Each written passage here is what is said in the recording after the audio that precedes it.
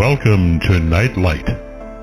Step away from the mainstream and gather around as we enlighten the world and our realities and travel this cosmic journey we call life. Join us as we share with you and provide that beacon that can guide us all to a better way. Explore with us as we examine a metaphysical montage of spiritual insights, covering everything from the mundane to the magical, UFOs to unicorns, and everything in between. This is a time of awakening, of sharing and evolving, of spreading our wings and soaring on the cosmic breath of creation.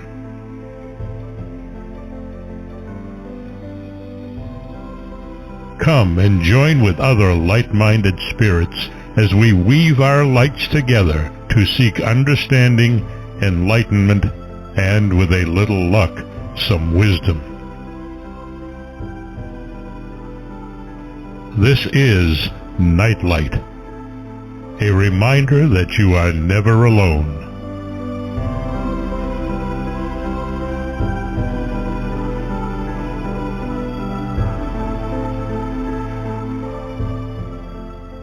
Welcome everybody to Nightlight. This is one of my most favorite shows because I've got Mary Joyce with me tonight. And before we get going on that, I want to thank Ken Quiethawk for his amazing intro as always.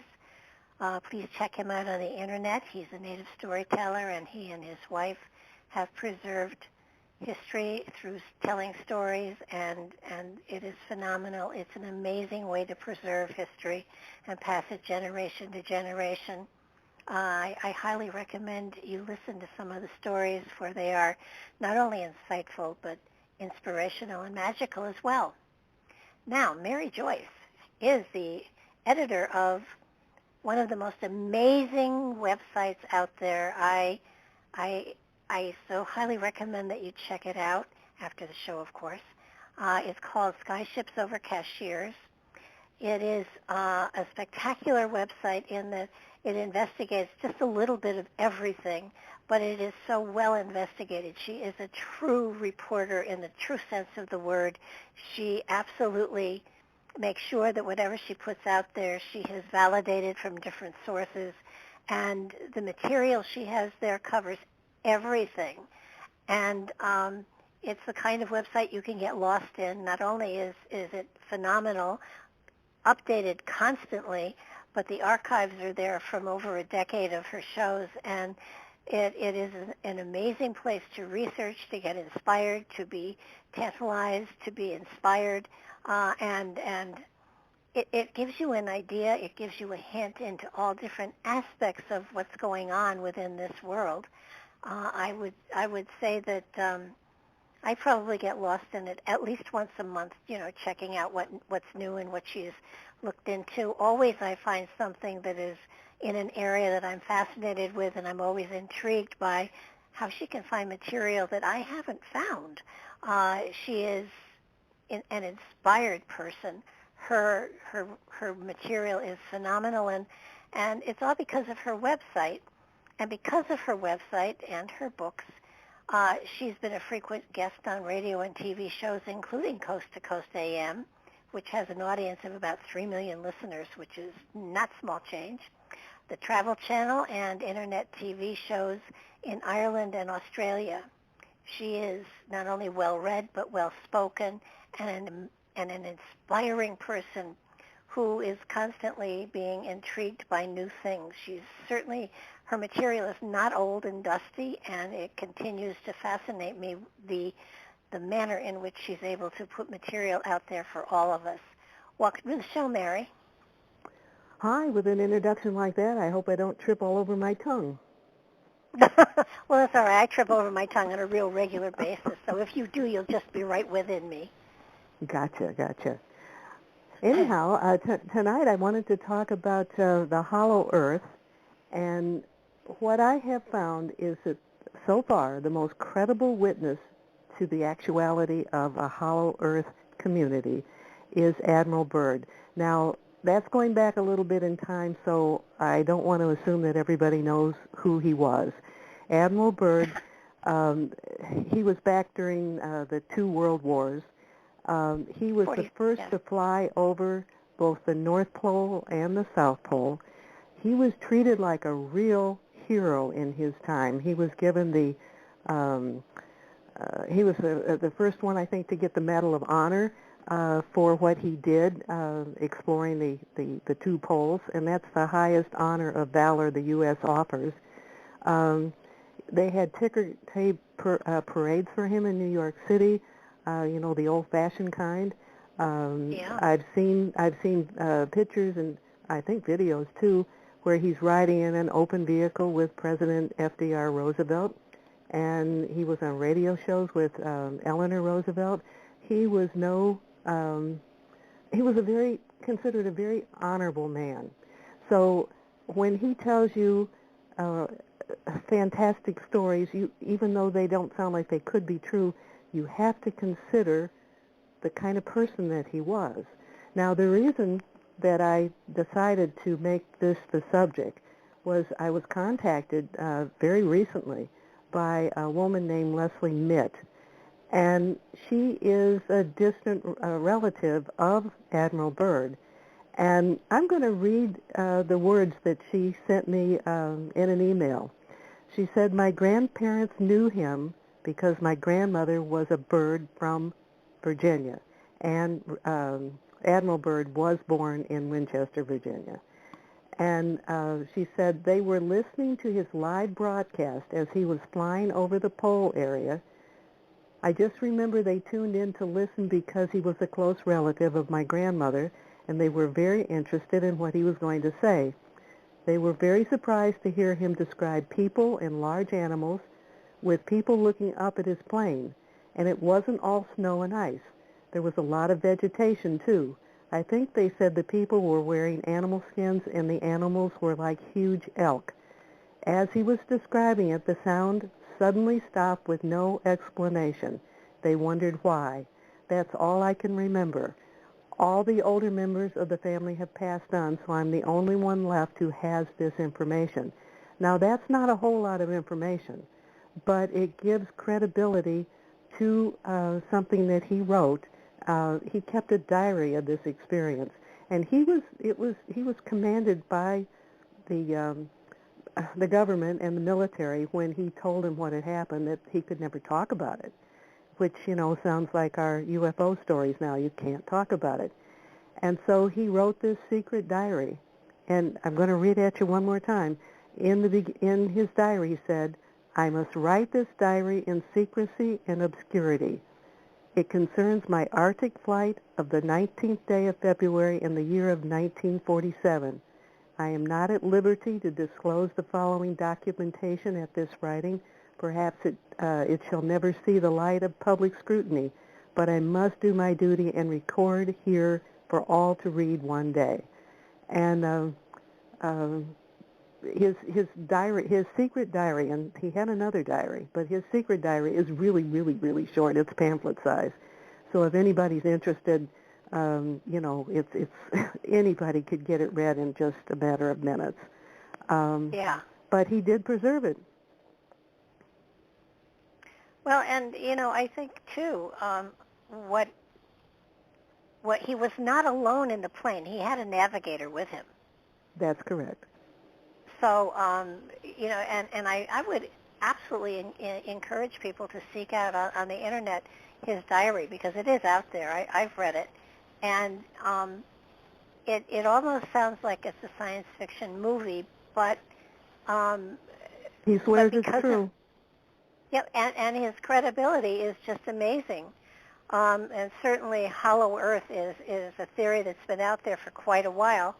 He talks about how as he spiraled down, he felt that he had lost control of the plane, but it had been it was as though it was taken over by remote control, and he was guided into the interior Earth.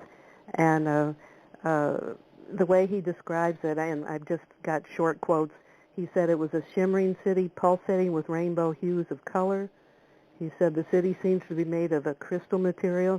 These are images once he got inside. He said rose-colored light that seems to be emanating from the very walls themselves.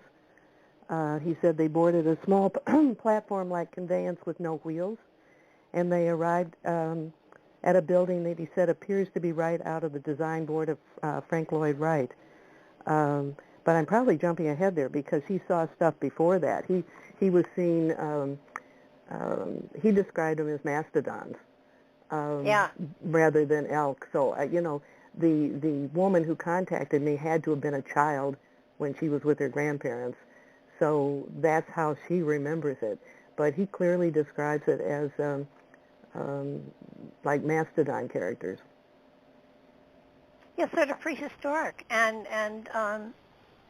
I find it even today even more interesting in that he was told he was what do they call him, a master or he was greeted by a man who was obviously in authority. Right, and I have really mixed feelings about some, not feelings.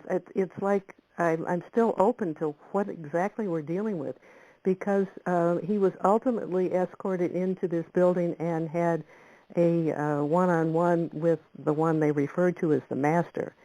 And in many ways, this master is described, and it seems this master seemed to act more like an Eastern mystic or perhaps a Jesus figure. And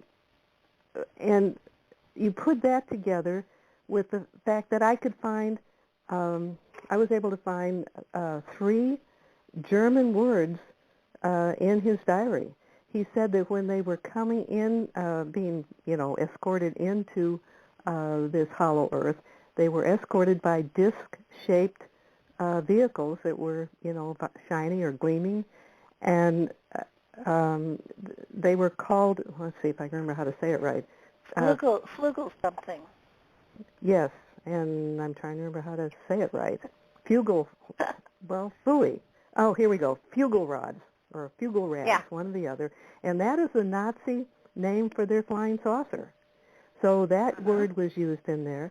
And then he said these discs that escorted him into the hollow earth, he didn't use the term hollow earth, but into the interior, had a swastika signs on the craft. And then when he was being escorted out, when they same way, they had his plane under control, and then when they got to a certain point, they said, "We are leaving you now, Admiral. Your controls are free." And here's my bad German again. Auf Wiedersehen. You can probably say it better than I can. Wiedersehen. Auf Wiedersehen. Auf Wiedersehen. Thank you very much. And so those were 3 German words that I found in that secret diary. Now, we hear about, Hitler going down to Antarctica, that he was not killed in Germany, that he escaped. There's a whole lot of stories about that. And then you read this and you go, well, here's this German thing again. So when you think about Hitler and you think about the Nazis, and then you think about somebody described like a master who's very gentle and gives the sign of peace, because he said that also. You go, all right, what do you do with this? They don't seem to be two things that would be together. And I think beyond that, the master was talking about how they have always been around, but that they were taking this opportunity to give him a message, because they felt that because we had atomic power, that they felt that we were going to destroy ourselves. And I know, and yet they were supposedly they were helping the Germans, and the Germans weren't doing nice things. How do you justify this? I don't. I don't either. I think I'm actually on the air with no conclusions about this at all, except I do believe the man experienced something like this. I just, there's nothing about his, anything about him that would go and make up science fiction like this. Well, not only that, but, they said you must not talk about this, and they, secret, secret, secret. But that's our government saying that. Yeah, our government said that, but then Right. they sent him and a whole fleet of ships down to Antarctica called Operation High Jump. Right. And when Operation High Jump went down there, they were attacked by saucers, and several of the ships were sunk, and they came back real fast. So it makes you wonder, was this some sort of a ploy to sway him? Was it really the Russians all along? Or is there indeed a higher culture in hollow earth or beneath the surface, maybe not hollow earthy, but beneath the surface, that have been of elders, of mystics, of whoever your shining ones, whatever you want to call them, because he got the feeling, or he gave the feeling, that these were highly spiritual people that were there and that were more evolved than those of us on the surface, and that therefore they weren't intervening or in any way getting involved in our society because we weren't evolved enough, basically. And still aren't. And still aren't. No, after the dropping of the atom bomb, absolutely not. But it does feel as though, when you're looking at what's going on today, it feels like, there is that element of confrontation in the air that hasn't been there for a very long time, that is now there again. And so, you do begin to wonder. But I know that there's documentation that the Nazis had underground facilities there. I don't doubt that at all. And there might be two of separate things. There might be a deep civilization deeper within the earth, because my understanding is that the Nazis expanded on volcanic tunnels, beneath the surface, and they might not have been as deep within the surface. But didn't they also say they had come? Didn't they say that they had come across ancient facilities as well? Mm-hmm. Yeah, and I think the only person I know of who has really gotten a good interview about that, and I know you can find it on YouTube, Linda Moulton Howell interviewed, I believe it was a man that she used the name Brian, and he flew over. He went, he had a lot of experiences. She's done, I think, at least 2 people with her shows. So look up her interviews, because you might be able to get some real insight into, another aspect of this. This needs to be clarified. This, I feel badly in a sense coming on with this, but at the same time, maybe other people will start really digging in and finding out more about this, because it's very conflicted. The message that,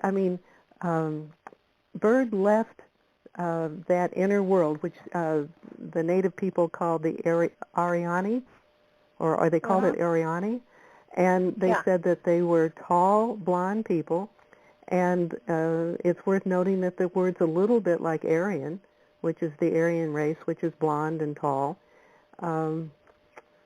and the fact that he came back with this, as you say, almost like a spiritual reverence for this master, makes it seem like we're dealing with 2 totally different things that are existing at some level under the ground, maybe one deeper than the other.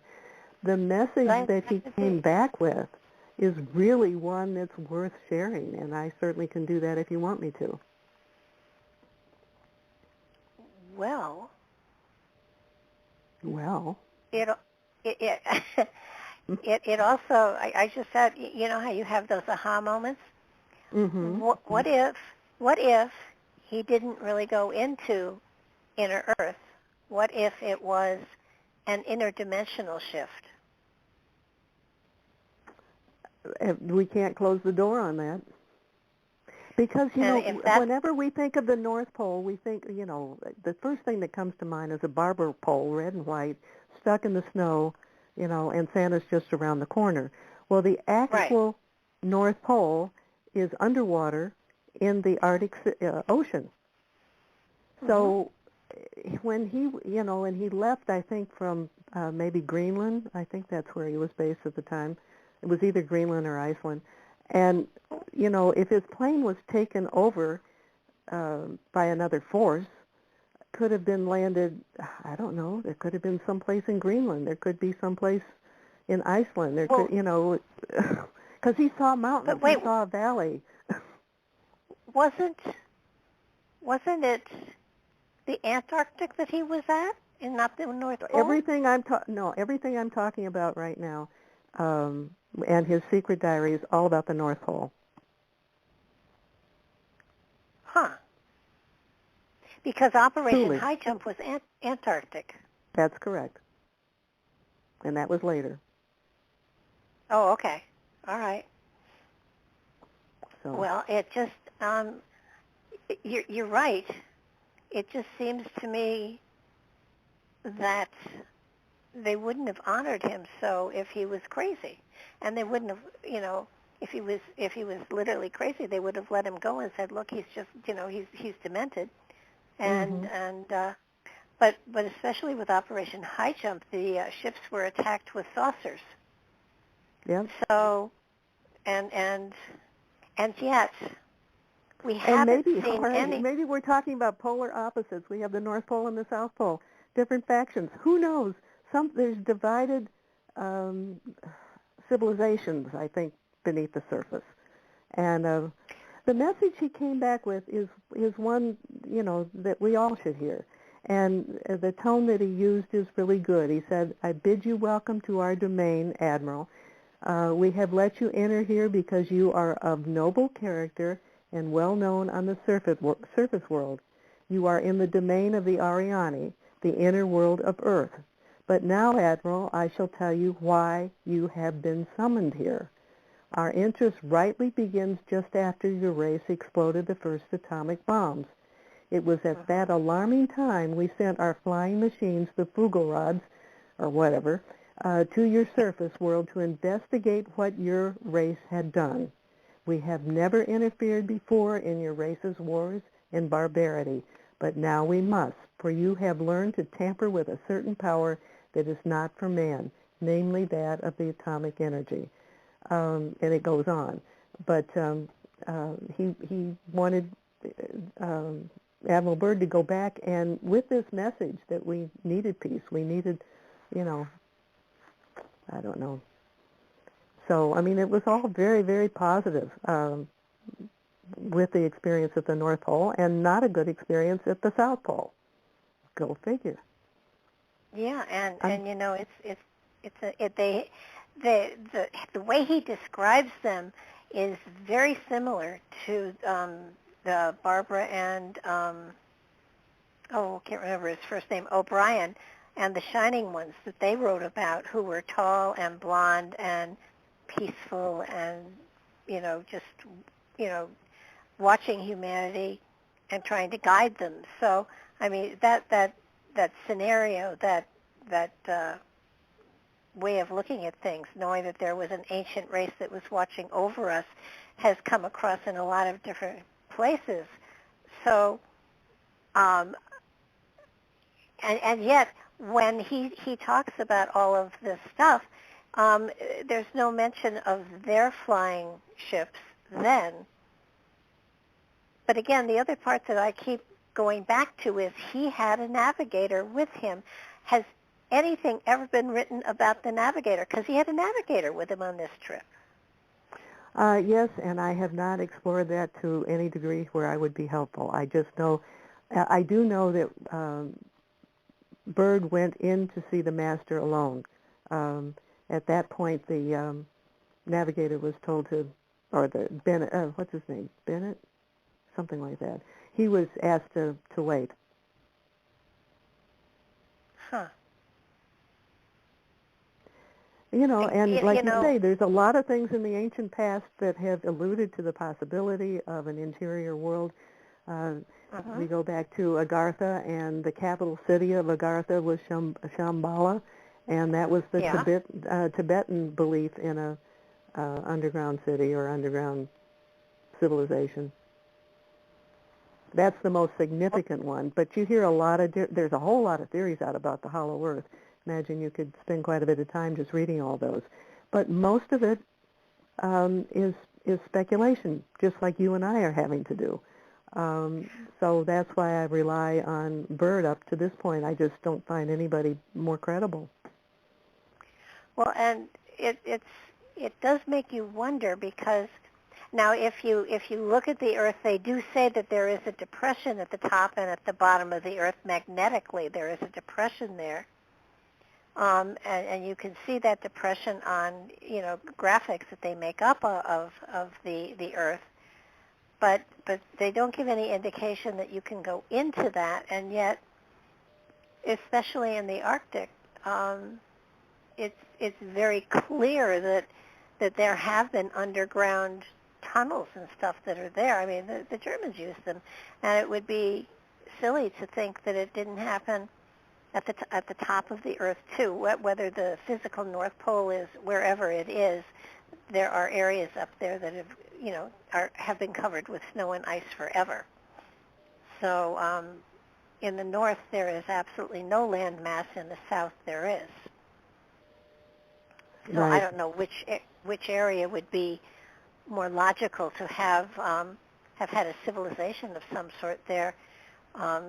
Beats me, because I know at one point, the poles really did shift tremendously, and at one point the poles have actually shifted. So more than one time, but it takes thousands of years for that to happen. So I think we're living at a time when a lot of this is going to come a lot faster. Well, I think you're right. I think the changes that are, I think everybody that's listening, I think we're going to see a great deal of them. One of the things that I'll be posting by the weekend, or not me, I have a webmaster do that, and the title of it is Doomsday Glacier, Simple Explanation for Its Name. They actually call it the Doomsday Glacier. It's in Antarctica. Now we're at the South Pole. And it's huge. It's at least the size of the state of Florida.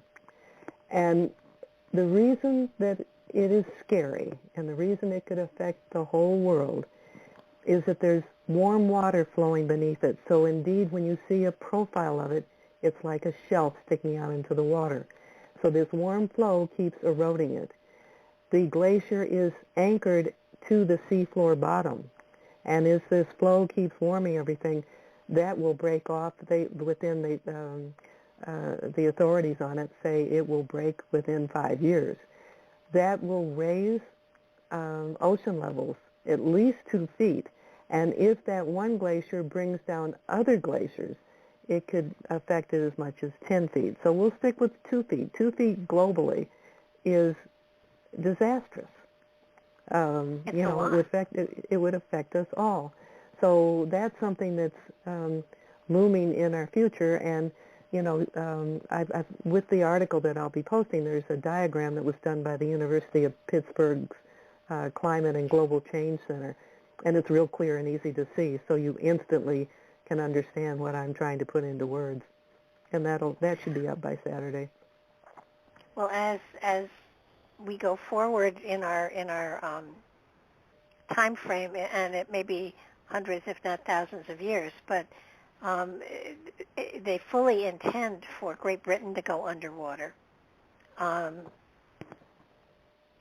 well as a lot of other places, so that the face of our world is going to change tremendously. And it makes you wonder, because when you go back to the Perry Reese map and things like that, at that particular point in time, it was drawn whenever it was 1200s in there someplace.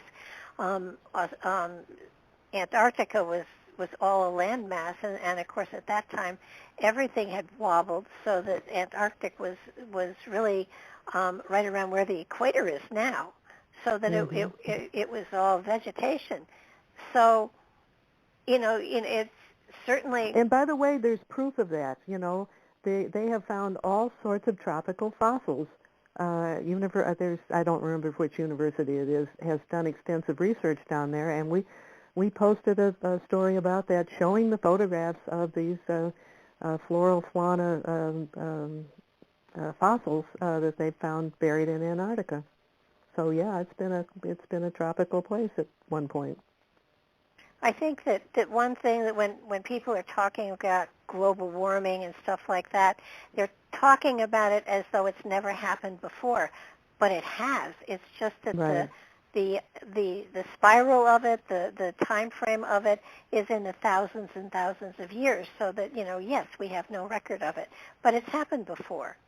So that it's something that it's not that it's different and new, and it doesn't even have anything to do possibly with cow flatulence and our gas engines. It's just something, it happens. It's part of our cycle, and we deal with it. But, as far as Admiral Byrd goes, I wonder if, now the diary that I've seen, as you said, it's a pamphlet. But right. It does talk more about, his description of everything, and it does make it seem almost as though it's interdimensional to a degree, and maybe the portal is there, and maybe he went through a portal at that time frame, and that's where he came out. I don't know. I'm beginning to think portal is more comfortable for me. Go ahead. No, I'm just saying, I don't know what you and I are doing for your audience tonight, other than offering them conflicting ideas. So maybe that's good. Well, I maybe think they'll... that's a good thing. I mean, it's sort of like, was it a portal? Was it a hole in the earth? Was it, there are lots of books written about hollow earth, but as far as having any credible places where there's proof that you can say, yes, indeed, this is this way. There is no proof. I know that there are places where they have been trying to drill down to get to the center of the earth, and they haven't been able. Oh yeah, I think it's quite an. I just can't imagine accomplishing that one. They were. It was. I think it was a drill site in Russia, and they got to the. They didn't get down very.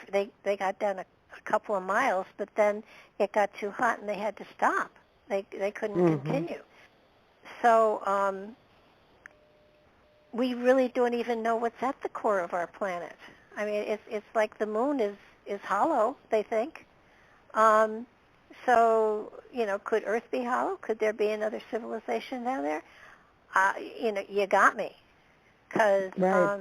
Now, something else to think about, and I kind of touched on it briefly. Most people would be surprised to find out, I think the most volcanoes in the world, or a whole bunch of them, are in Antarctica. And again, we're down in the South Pole now. And the whole western part, if we're looking north toward us, it's volcanic, which is contributing also to the warming of the water. But those volcanic tubes were things that supposedly the Nazis expanded upon. And supposedly there's a reptilian race that also is using those underground caverns and but see, underground caverns and volcanic tubes are really close to the surface. I suspect that going into the hollow earth, if there is a civilization like Byrd explains, would be much deeper than that. Would have to be. And then there's supposed to be an inner sun, so there's a heat source, and I don't know, I think that in itself is two different things. Well, it's, anything is possible. I mean, we've only scratched the surface as a species as far as investigation and trying to, I mean, come on, it wasn't much more than a couple hundred years ago they thought the earth was flat. So, well, there's still people today that are supposed to be educated that think that are endorsing this idea of a flat earth. I don't know how they come up with it, because everything you see when you look out through a telescope, every planetary thing is round. So how they come up with a flat Earth concept, and they're supposedly intelligent people, I don't get it. Well, I don't either. It doesn't make sense to me, but there are people today that think if you go too far, you're going to fall off. So, even if you fly, you can start to see the slight hint of the curvature of the sun. I mean, of the Earth. Yeah. Oh, absolutely. It is a mystery, but it's fascinating to think. I looked into Hollow Earth. I had somebody booked who has written a book on it, and after I read the book, I decided that maybe he needed psychiatric help rather than a radio show. So. Oh wow! You and I share something in common. You know, I read different things, and some of these I go, oh, did I waste my money on that one? And every once in a while you get lucky, but everybody has access with just a little bit of money to get some things printed, and so we don't have as many editors and publishers and publishing houses filtering some of this stuff. And filtering is not necessarily bad, because somebody who's truly kinky, or maybe that's the wrong word, totally off base, would never get past delusional. That kind of editorial, critic. And I don't know. But you and I have both been stung by buying books that you go, oh my God, this is really terrible. Well, I've gotten caught a couple times on the title being so enticing I just couldn't resist it, and then realized that it was a great title. That was their writing career. Great title. The interior didn't quite match, and you want to have some meat to be able to talk to somebody about, and there was no meat. There was just a great title. That's hit me a couple times. I try to read a little further before I place a call these days. But Admiral Byrd, there was never any question to his sanity, ever. No, never. Never. So the fact that he was why I think everybody who's the least bit interested in this kind of subject should read that pamphlet. It's such an easy read. I have never recommended such a teeny tiny little pamphlet in my whole life, but I think it is worth people reading. And even the busy people could read it, while they're waiting for the shower water to get hot. It's that quick. It's a bathroom book. Easy. Mm-hmm. You mentioned the volcanoes, and it was interesting because where the Titanic sank, there were volcano tubes, but they were all dormant.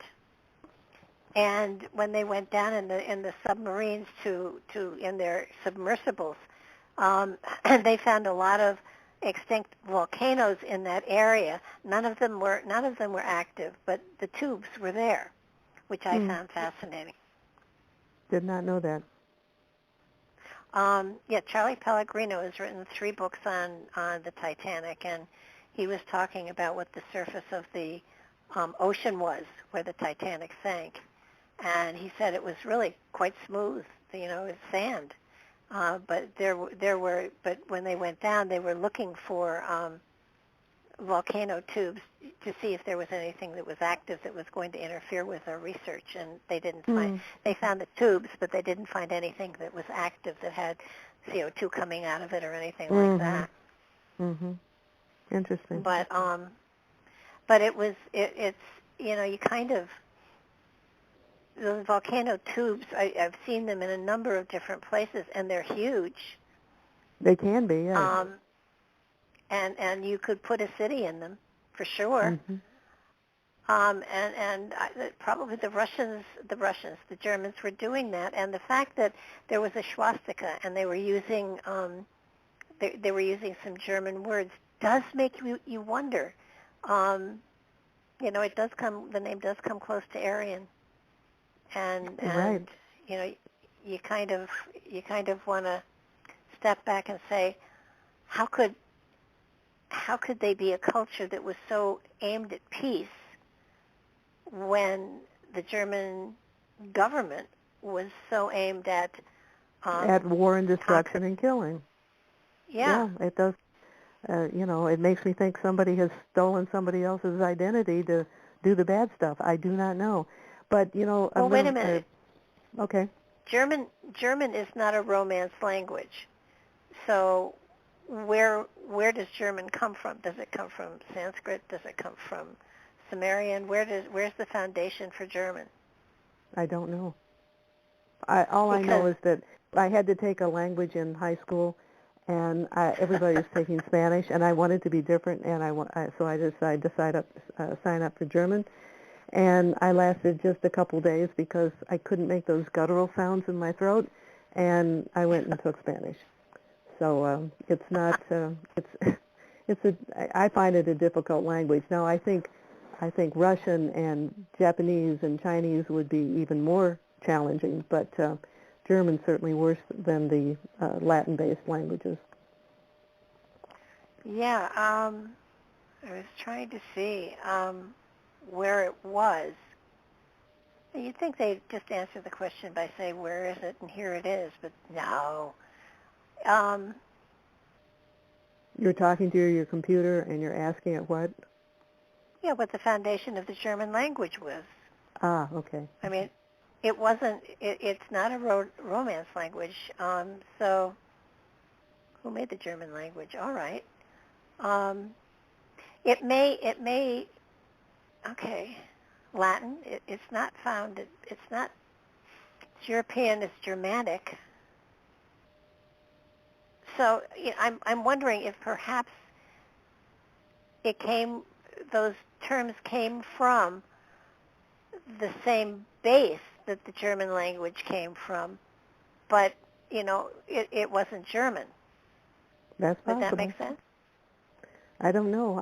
All we're doing is making a huge list of questions. If I ever get any of these answered, I'll get back in touch with you.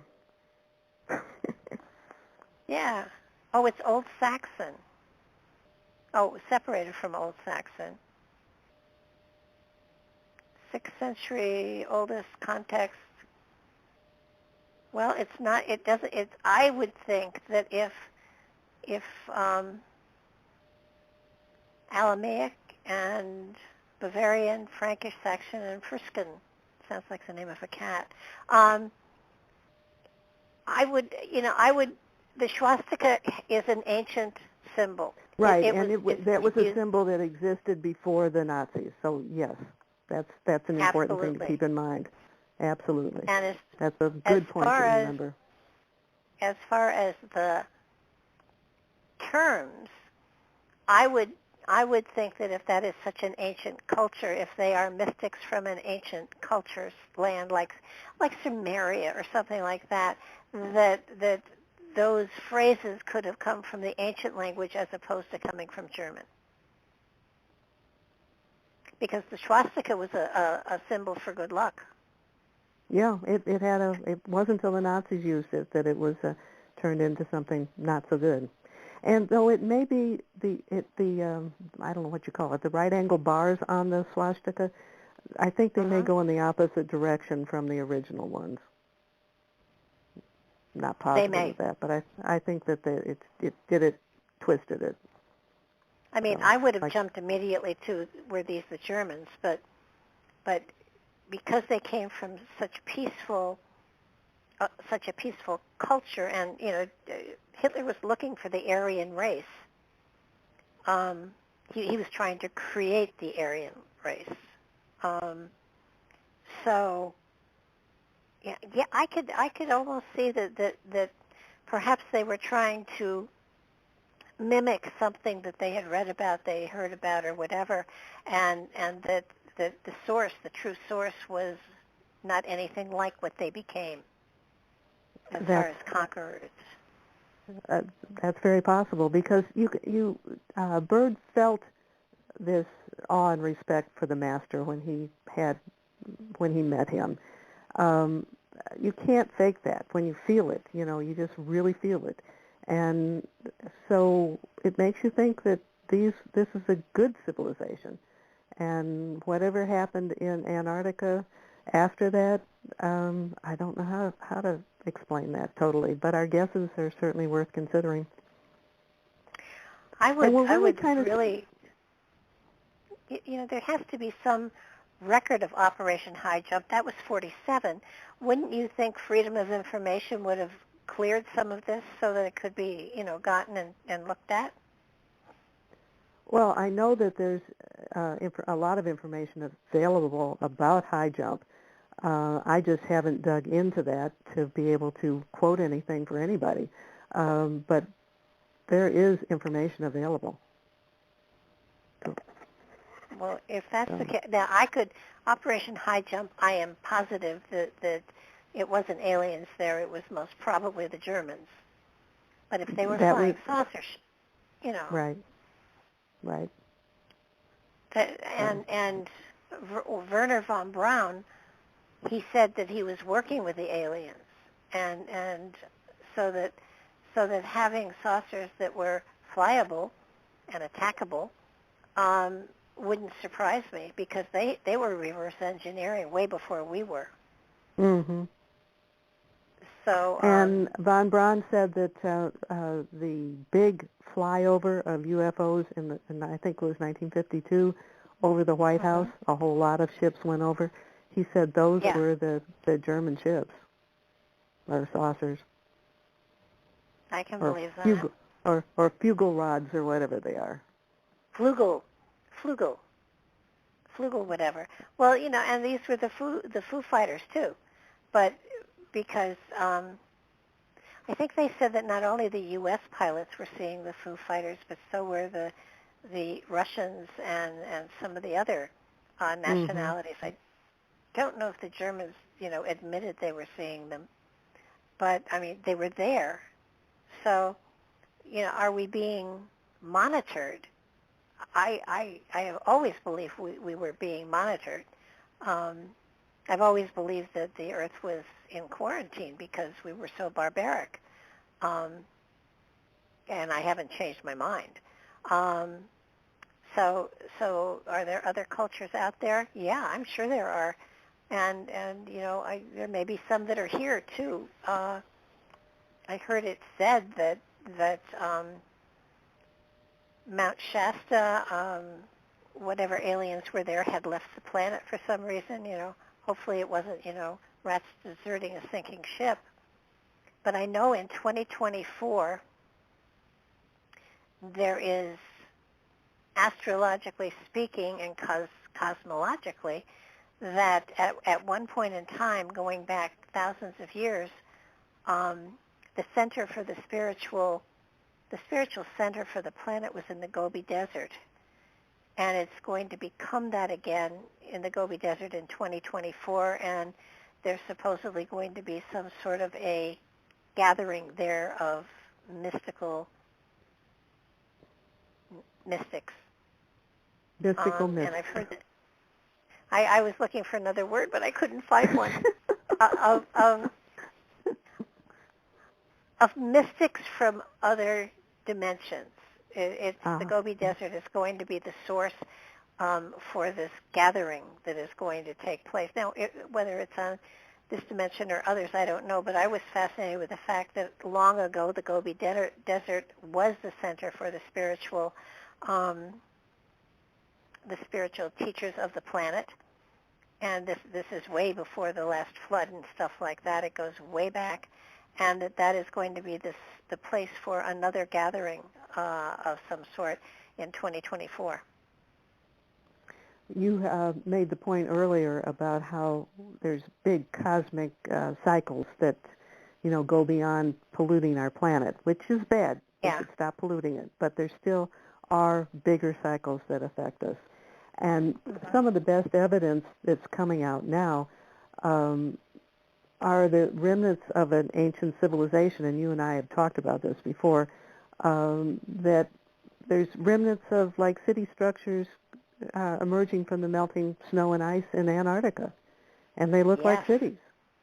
Now, most scientists say that Antarctica's been covered in ice for 34 million years. The more conservative scientists say it's 23 million years. Either way, that means it's an older civilization than any other thing we know on the planet. Boy, I'd be out there with a hairdryer looking for it to melt the ice. It just seems to me that we should be looking into that, and it doesn't feel like we are. I know that there are little stations from every nationality just about there, but I don't think they're archaeologists.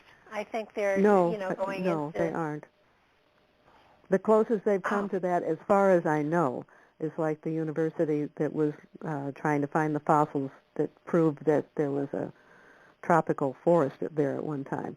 That's the closest I've heard to archaeological work, but that doesn't mean it couldn't be going on.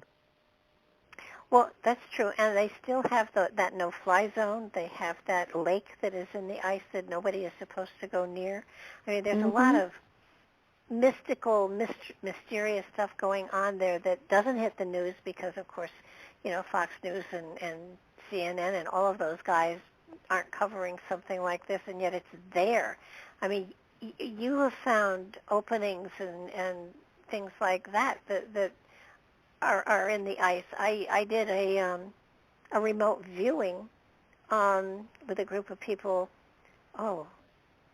maybe a decade ago, and we remote viewed into different pyramids in different places on the planet, and one of them was an Antarctic pyramid that was there, and it was fabulous because we went inside and we found that there were chambers and there were all sorts of things down there that were fascinating. And, it's kind of like, we kind of did the remote viewing down there and we gathered what material we could gather and came back. And I'm finding that as we go forward in time, some of the places that we visited, archaeologists are actually digging them up and finding what we saw, which I thought was fascinating.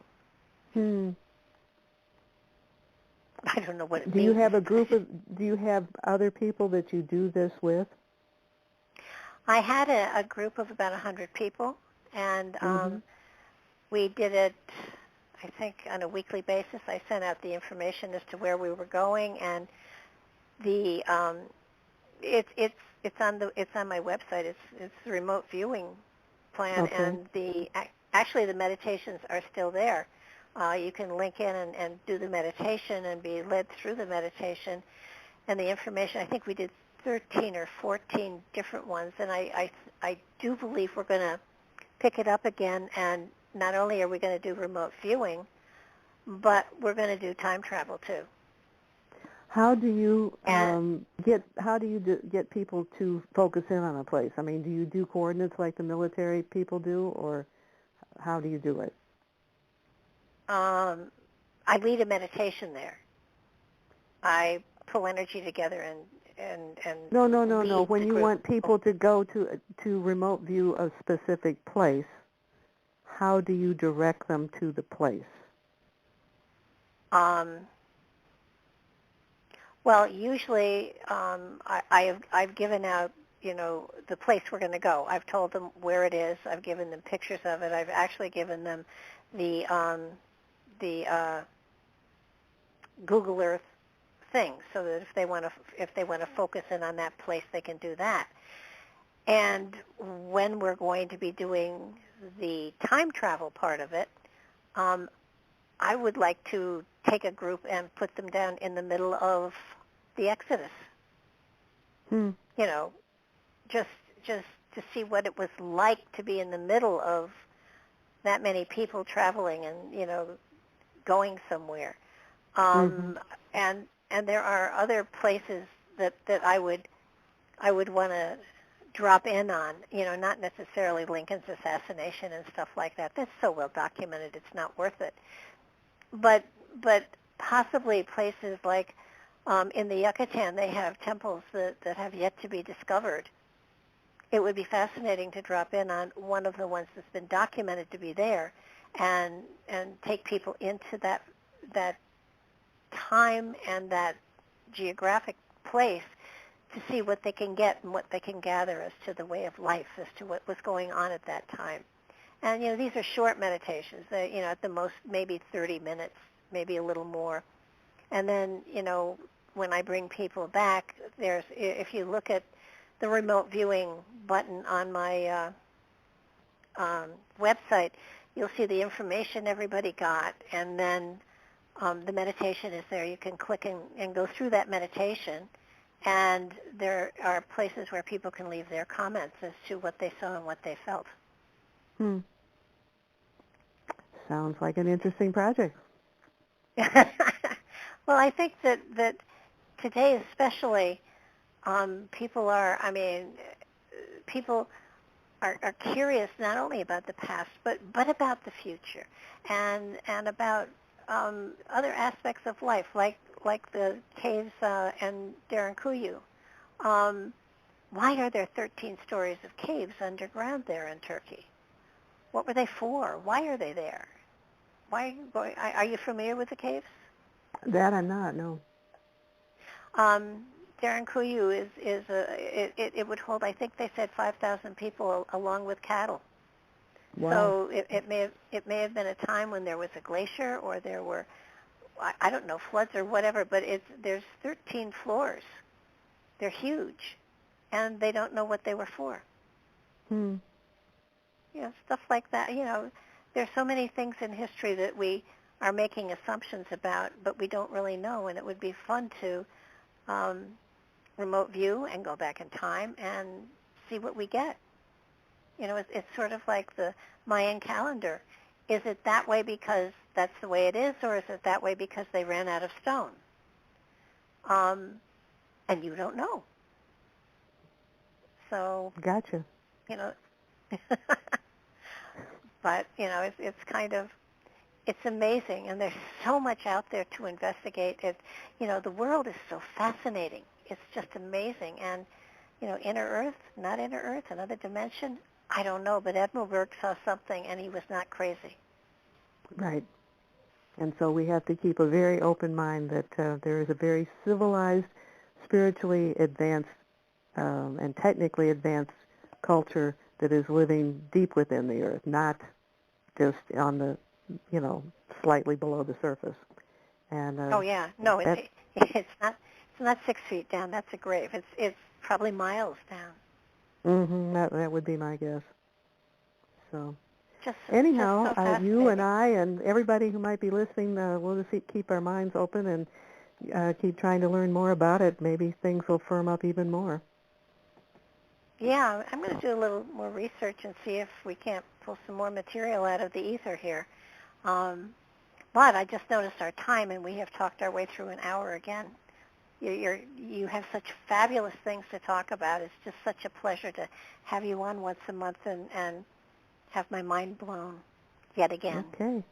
All righty. I appreciate it. And I hope you and your audience have a wonderful rest of the evening and a great tomorrow. Absolutely. You too. Thanks again, Mary. You're All always righty. you're always a fabulous person to talk to, and I'm so grateful that you join us once a month. So thank you very, very much for being here. Thank you. You take care.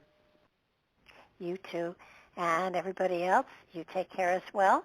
Stay healthy, stay well, and for heaven's sake, stay curious and stretch yourself and keep looking for answers where you haven't seen them before.